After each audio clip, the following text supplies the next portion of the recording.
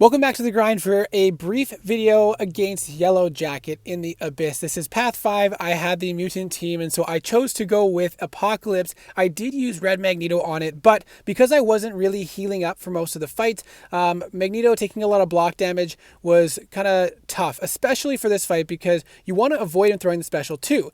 And this example doesn't really showcase why, but the next time he throws a special 2, you'll see why. And unfortunately, it's at the very end when I did mess up. But basically, with his special 2, he immediately places a passive power sting even without hitting you. And each time he throws a special 2, he's going to get a refund of power, 5%, and it's going to increase every single time he throws it.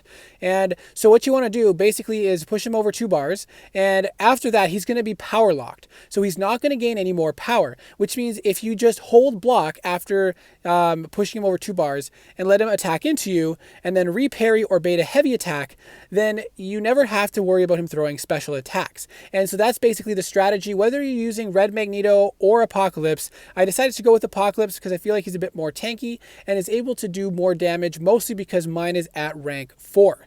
So now you can see the strategy is very simple. Hold block, reparry, and then build power with heavy attacks, pushing him up until you have enough power to throw a special 1.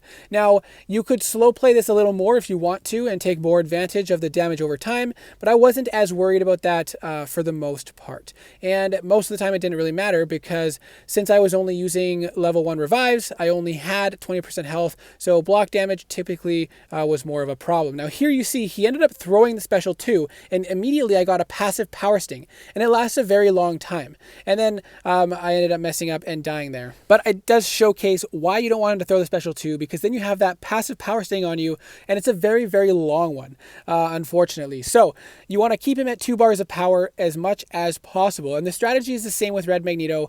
Hold, block, reparry, wait for him to attack into you, stack up as many prowess as possible. If you want to throw your special 2 for the armor break to get more damage, that is helpful but not required for this fight.